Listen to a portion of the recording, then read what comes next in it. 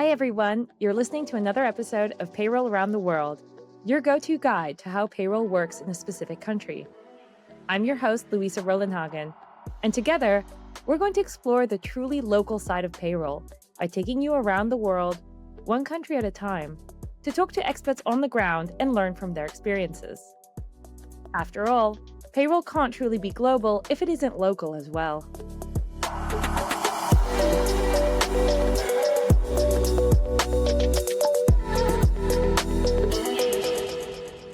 Today, we're going to the Netherlands. Known for its picturesque canals, bicycle friendly culture, and tulip fields exploding with color, the Netherlands also plays a powerful role in the global economy. As home to major multinationals, one of the world's busiest ports in Rotterdam, and a thriving tech and innovation scene, the Dutch economy is a remarkable contender for a country of its size. Here's a quick fun fact that I've always loved about the Netherlands. It was the site of the first recorded speculative bubble in history. Those famous tulips I just mentioned? In the early 17th century, tulip mania swept the country, with prices for certain tulip varieties soaring to astronomical levels, exceeding the value of houses, land, and other assets. People invested heavily in the bulbs, citing them as the next big thing, only to have it all crashing down in early 1637. Just something to keep in mind the next time someone tells you about a hot new investment. Moving on. When it comes to employment, the Netherlands is recognized for its highly regulated and employee centric labor market.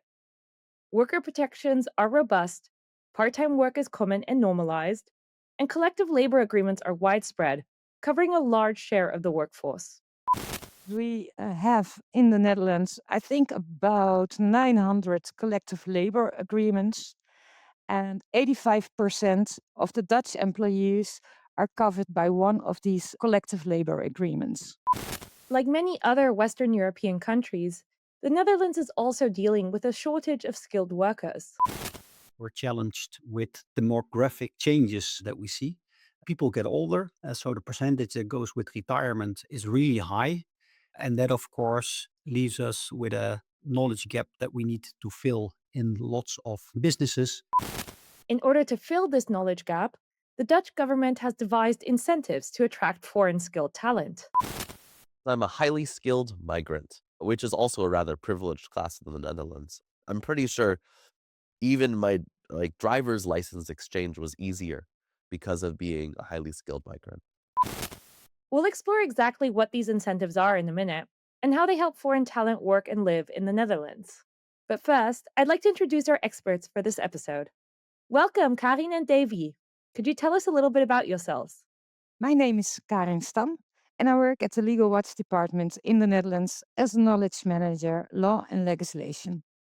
And I have to monitor legal changes and relevant case law of payroll taxes and social security and also pensions and labor law. And my name is Davy Verdiersel. I'm the proud general manager of ADP in the Netherlands. I'm based in Capelle, which is close to Rotterdam. I'm very excited that ADP has a big market share in the Netherlands and that we serve a lot of people in the Netherlands with a correct, timely, and secure payroll. So I'm a proud GM of ADP Netherlands. That's great, thank you. I'm looking forward to learning more about payroll in the Netherlands today.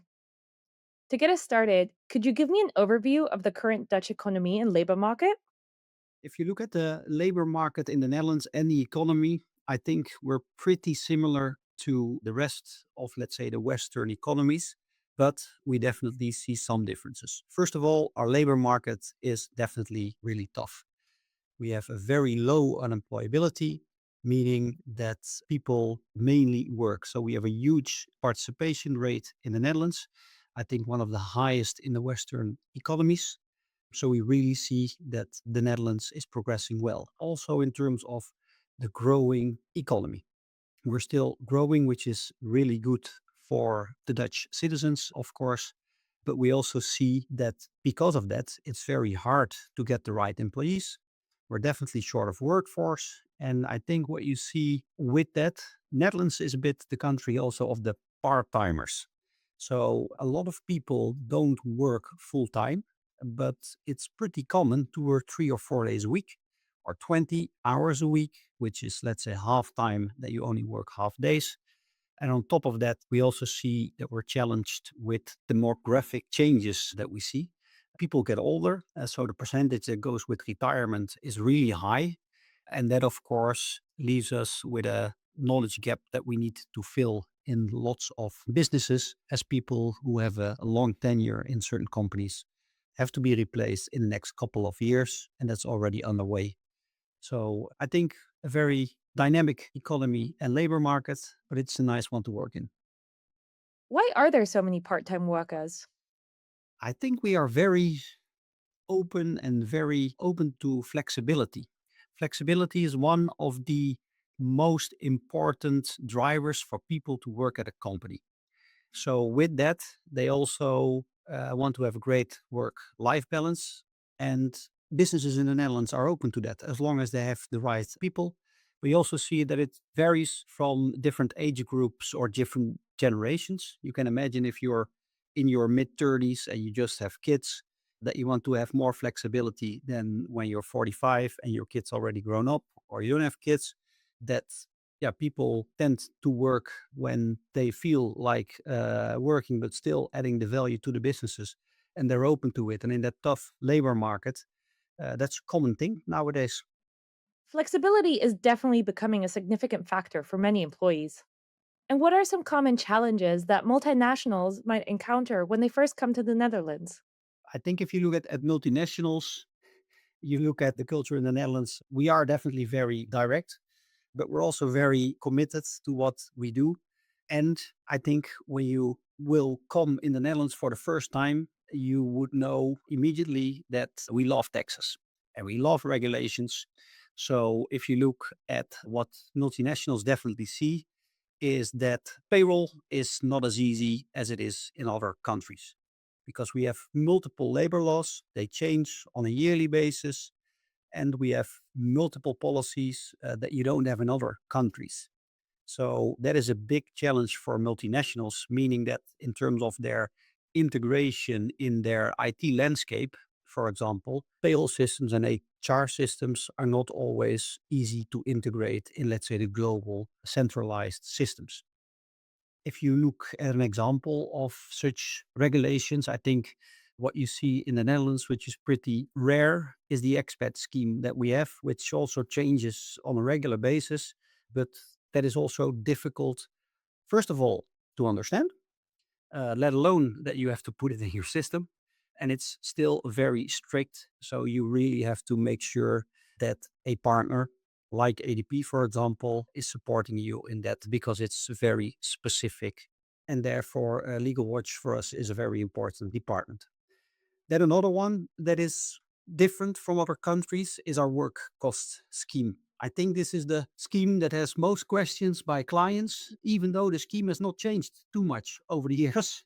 But it says something about what can you give to your employees in a net type of way, and what can they reimburse without having the tax liabilities on it. It's a very stable scheme. Still, companies really need to do this right. Otherwise, the taxes will really explode on reimbursements that have gone over the threshold of this scheme. So it always is a topic that is very high on the agenda. If you look at our clients that we organize, the meetings that we do on this work cost scheme are very well visited. So it's something to be mindful of, at least. You mentioned two things I'd like to explore further, namely the expat scheme and the work cost scheme. Let's talk about the latter first. Karin, I believe this might be your area of expertise. What can you tell me about this scheme? Davey told us about the work cost scheme. He gave an introduction. But it's good to know that this work cost scheme is mandatory since 2015 already in our Dutch payroll landscape.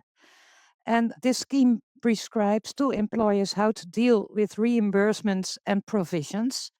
And in short, the basic principle of this scheme is that everything you provide to your employee is taxable unless it's not. And however, this scheme allows employers to reward their employees up to a discretionary scope without tax liability. For example, a Christmas gift, flowers on a work anniversary of the employee are examples.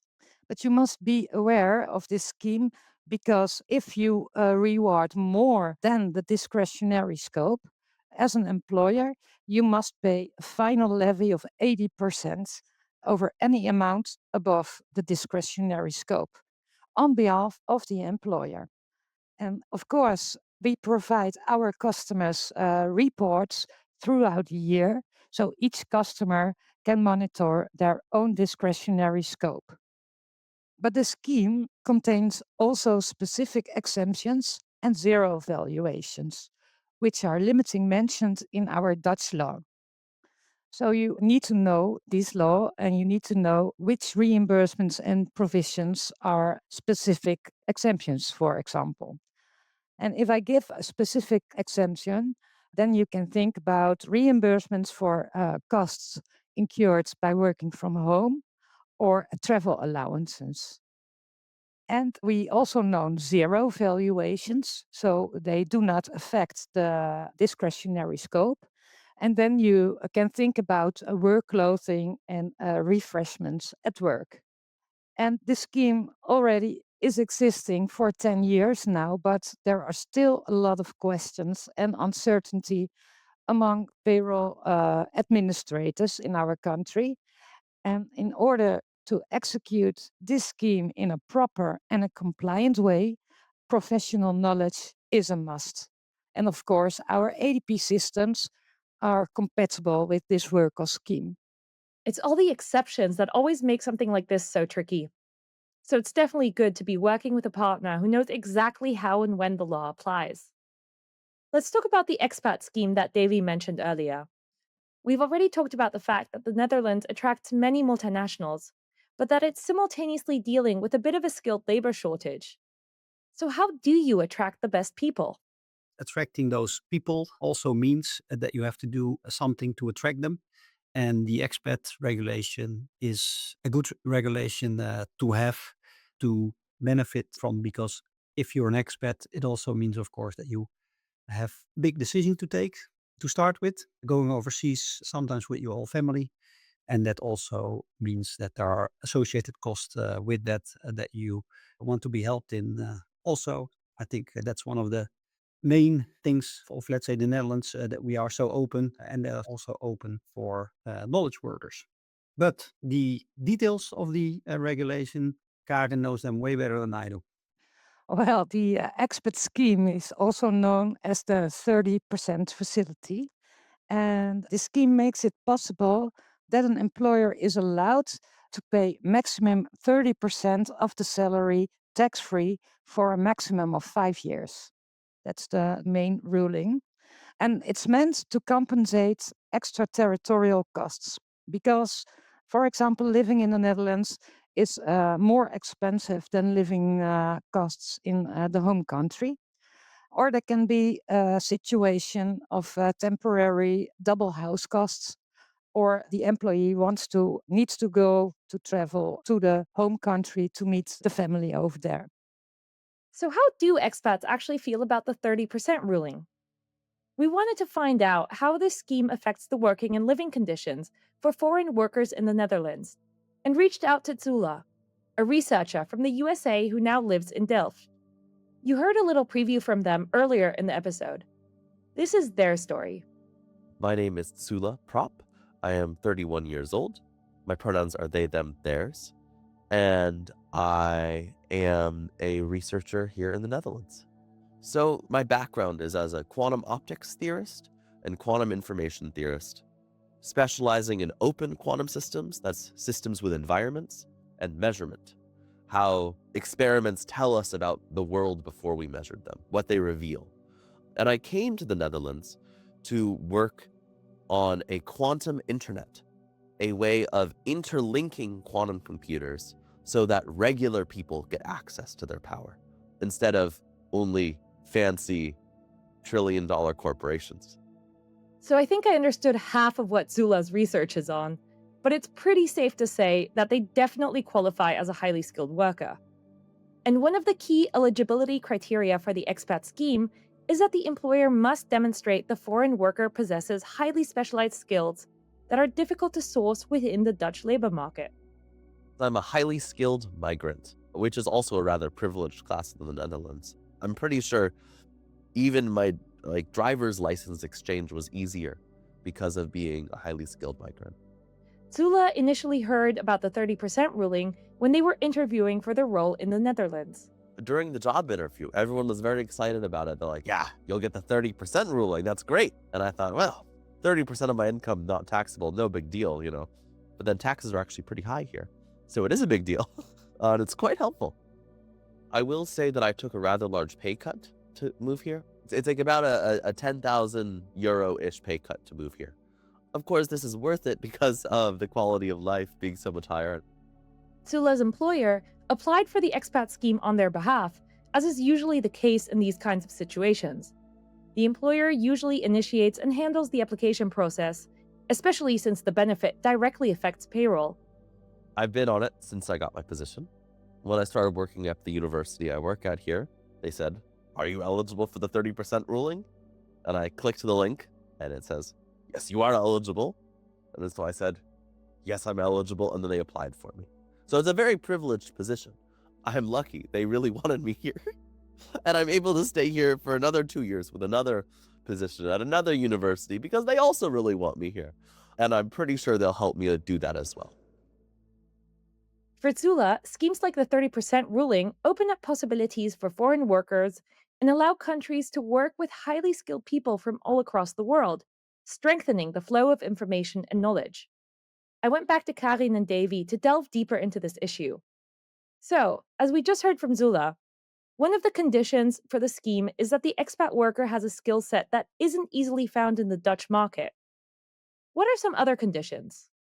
The employee must be recruited from outside of the Netherlands, and his salary must comply to a minimum salary standard.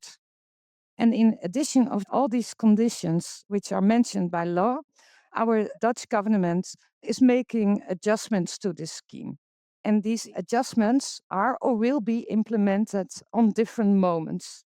For example, the 30% will be reduced to 27% in the year 2027.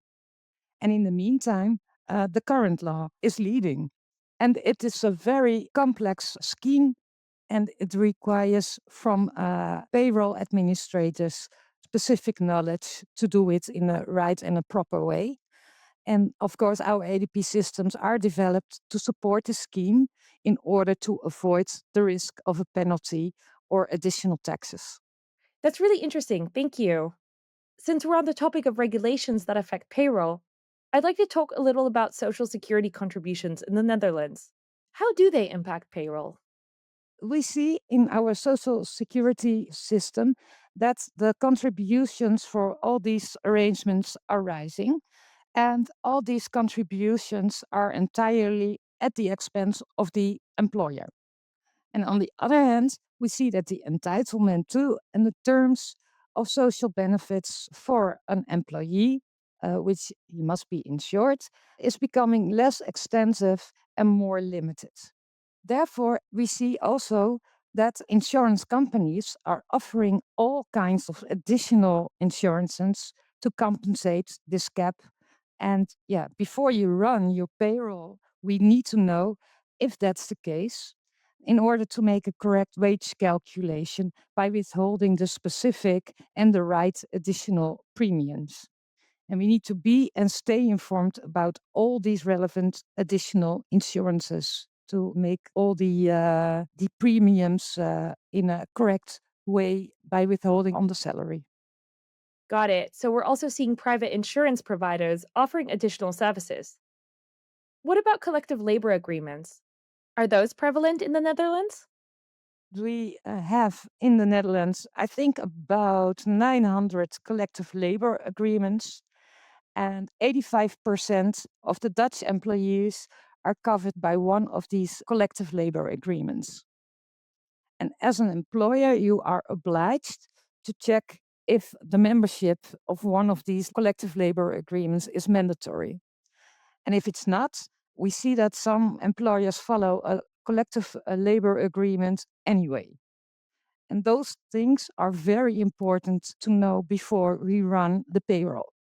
So we need to stay in touch with our clients to know which collective labor agreements we need to follow, or if an employer wants to follow a collective labor agreement. I'm also curious to know about any reporting requirements that companies in the Netherlands need to comply with. So, Spain, for example, was a European pioneer when it came to pay equality reporting requirements. The Netherlands is considered to be a very eco conscious country. So, I'd imagine companies have some sort of reporting requirement when it comes to sustainability goals. I will mention two reporting requirements that authorities in the Netherlands want to that employers give reports of. And at first, reporting about all the travel movements which are related to the job of employees in case of organizations has 100 or more employees. And the purpose of this reporting is getting information about CO2 emissions of job related travel movements per company. And the next step will be to reduce CO2 emissions of these movements or stimulating traveling free of CO2 emissions.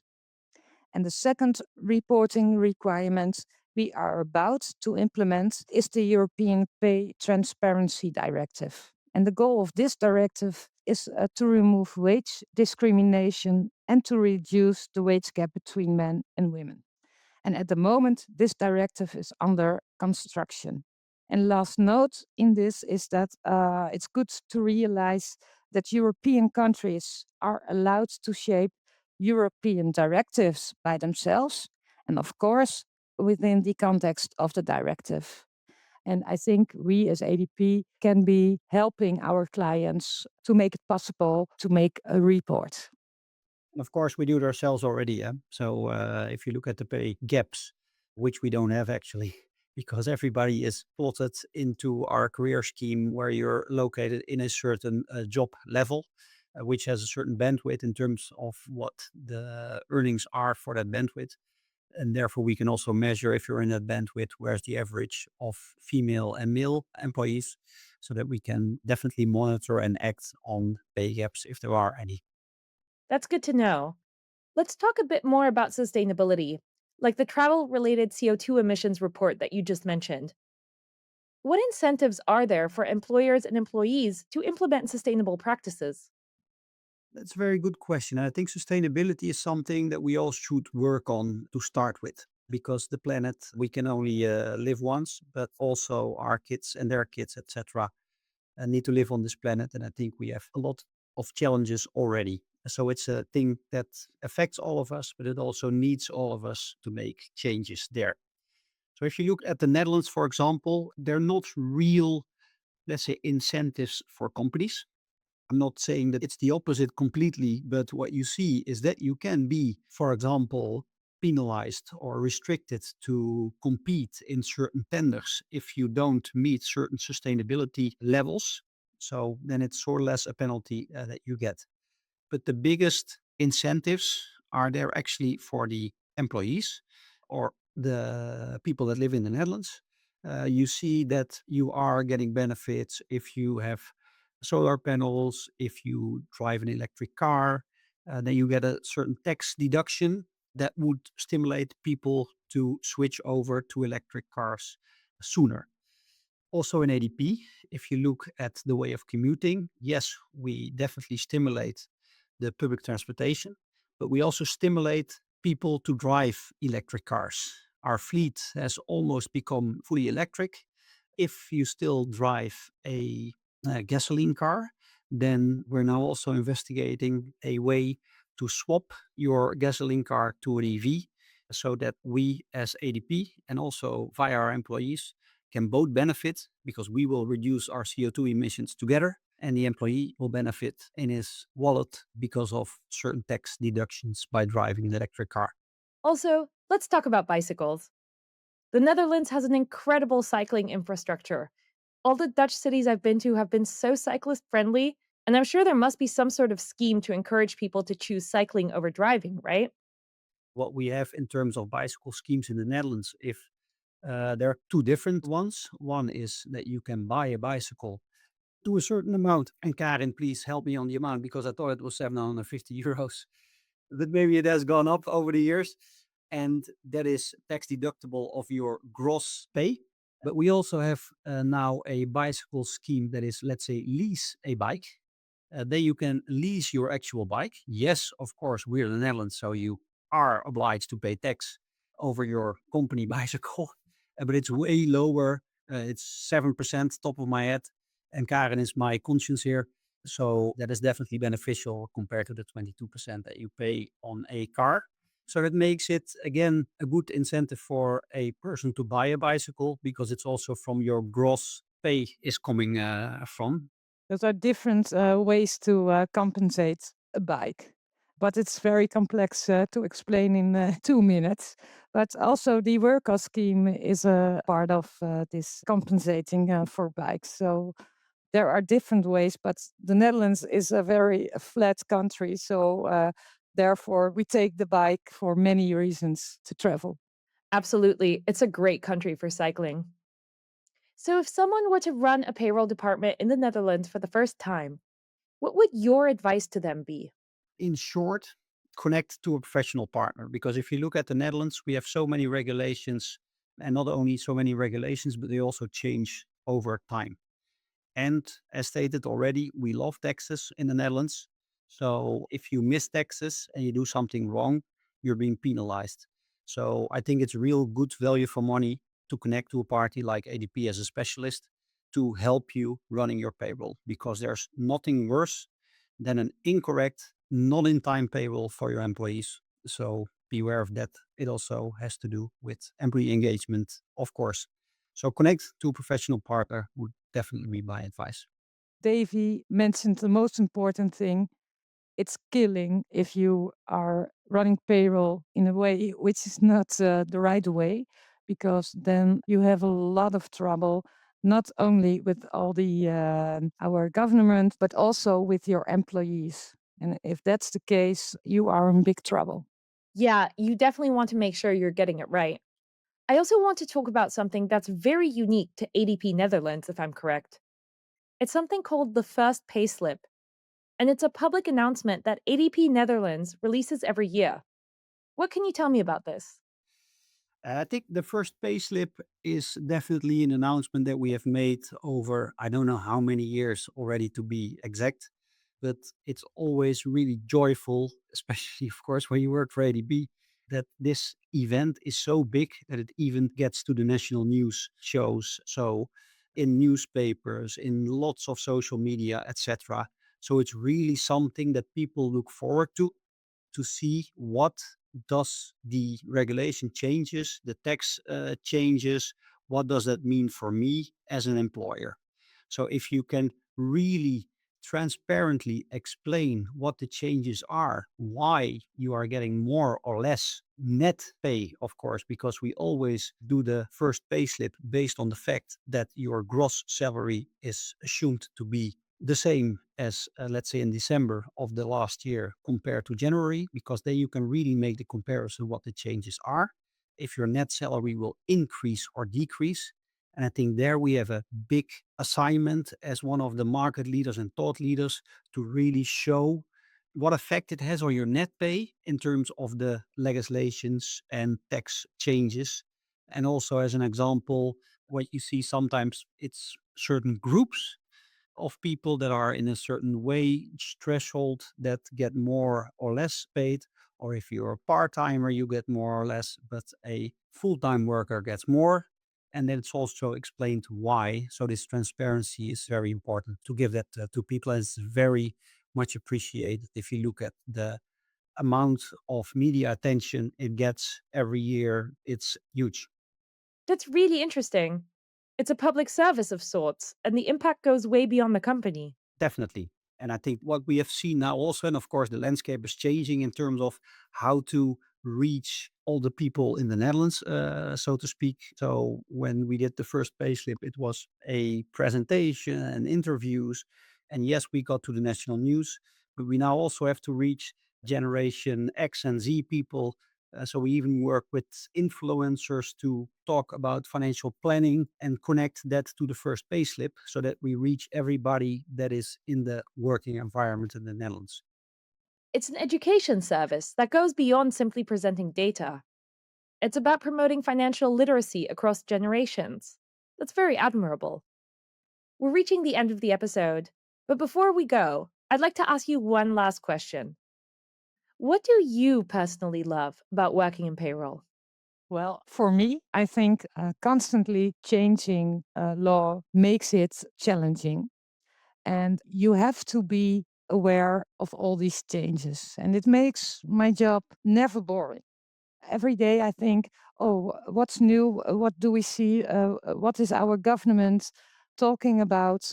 And what can we expect maybe in short time or maybe on the long term? So it makes for me that I always have a challenging job.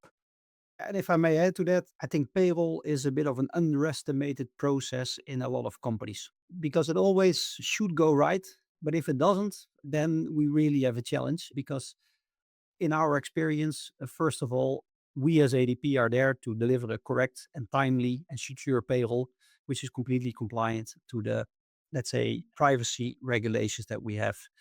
So that's already something to be really proud of if that's all done, because the impact is huge, especially if you look at certain companies where the wages are, let's say, a bit lower than in other job aspects. And then you see that the pay is, for example, every 25th of the month between 10 and 11. And if it's not there at 11, people start calling at 1 minute past 11. So it's really a critical business process. And I think that's underestimated a lot of times. And I think, yeah, it's also something to be proud of that we have been capable of doing that for so many years already in a timely, correct, and secure manner. And if I look even already, if I walk across the street where I live in, I think 40% of the people get paid via ADP. So it's really something to be proud of that you see so much dependency on such an underestimated process. Yeah, and I think in addition to Davy, that it's so normal to get your salary and that it's okay, but people don't realize how many rules and regulations you have to take care of and how many people are working to make sure that your payroll slip is compliant. So it's so normal that people think, oh, it's just one push at the button, but there is a lot of work behind the scenes, what needs to be done to make ADP and his payroll, the payrolls of ADP compliant. And that's what I'm proud of. That's so true. We hear that time and time again. The invisible hand of payroll is actually working really hard behind the scenes. And sometimes it's nice to have a peek behind the curtain and acknowledge all the people doing their best to make the process seem so simple and seamless. Thank you so much for chatting with me today, Karin and Davy. It can be tempting to think that all EU countries are pretty much the same when it comes to payroll rules, but as we've seen many times in this series, each country has its own characteristics and local customs. It was really interesting to hear about the Netherlands' sustainability incentives and to hear Zula's perspective as a skilled expat worker. I hope you got a bit of a deeper insight into how payroll in the Netherlands works today. If this episode has piqued your interest, or your company is considering expanding into the Netherlands, and you want to learn more about payroll there, please go to the ADP Netherlands website, nl.adp.com. And don't forget to subscribe to learn more about payroll around the world with each new episode. You've been listening to ADP Payroll Around the World, produced by ADP and StoryThings.